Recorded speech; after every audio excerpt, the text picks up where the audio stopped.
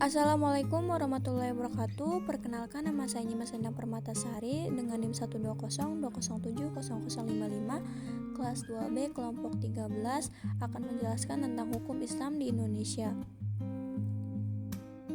Di sini saya akan menjelaskan tentang pengertian hukum Islam.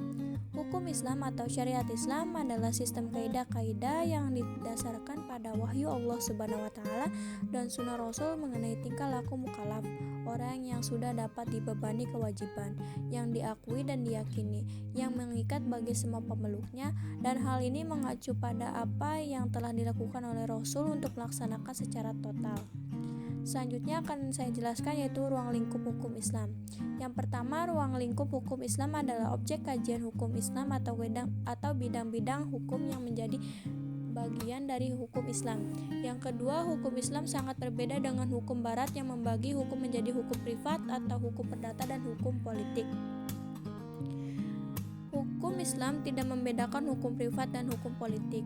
Pembagian di bidang-bidang kajian hukum Islam telah dititik beratkan pada bentuk aktivitas manusia dalam melakukan hubungan. Dengan melihat bentuk hubungan ini, dapat diketahui bahwa ruang lingkup hukum Islam ada dua, yaitu hubungan manusia dengan Tuhan, hablum minallah, dan hubungan manusia dengan sesamanya, hablum minanas. Bentuk hubungan yang pertama disebut ibadah dan bentuk hubungan yang kedua disebut muamalah. Selanjutnya ada sumber hukum Islam. Yang pertama, Al-Quran. Al-Quran menjelaskan secara rinci bagaimana seharusnya manusia menjalani kehidupan agar tercipta masyarakat yang berakhlak mulia. Maka dari itulah ayat-ayat Al-Quran menjadi landasan utama untuk menetapkan suatu syariat. Yang kedua ada hadis. Sumber hukum Islam yang kedua adalah hadis, di mana di dalam hadis terkandung aturan-aturan yang merinci segala aturan yang masih global dalam Al-Quran.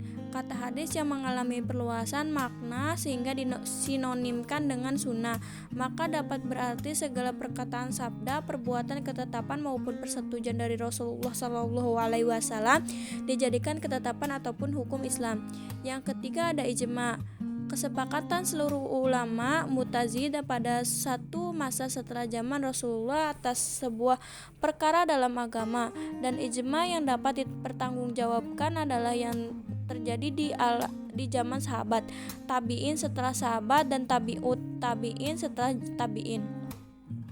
Karena setelah zaman mereka para ulama telah terpencar dan jumlahnya banyak dan perselisihan semakin banyak, sehingga tak dapat dipastikan bahwa semua ulama telah bersepakat.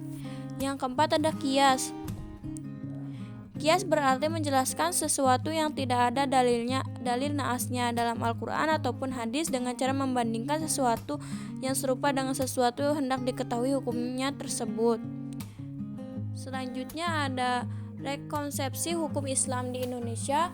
Pemahaman akan hukum Islam yang diformulasikan sebagai hukum positif di Indonesia seharusnya dipahami sebagai fikih yang memungkinkan untuk disesuaikan dengan tempat dan waktu. Penggunaan label syariah setidaknya memunculkan keraguan di sebagai masyarakat yang mengidentikan atau menyamakan dengan sumber utama hukum Islam, yakni Al-Quran dan Sunnah yang tidak boleh dirubah. Selanjutnya ada gagasan hukum Islam negara Indonesia. Dalam ketatanegaraan Indonesia, kehendakan rakyat secara umum terdapat pada lembaga tinggi negara yaitu Majelis Permusyawaratan Rakyat (MPR) dan Dewan Perwakilan Rakyat (DPR). Undang-undang dapat dinyatakan sebagai peraturan perundang-undang yang tertinggi. Di dalamnya telah dicantumkan adanya sanksi dan mengikat masyarakat secara umum.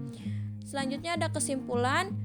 Hukum Islam atau syariat Islam adalah sistem kaidah-kaidah yang didasarkan pada wahyu Allah Subhanahu wa taala dan sunnah Rasul mengenai tingkah laku mu'alaf, orang yang sudah dapat dibebani kewajiban, yang diakui dan diyakini, yang mengikat bagi semua pemeluknya.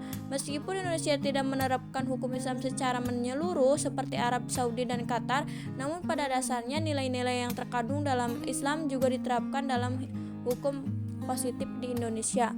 Mungkin itu saja yang dapat saya jelaskan. Terima kasih. Wabillahi taufiq wal hidayah. Wassalamualaikum warahmatullahi wabarakatuh.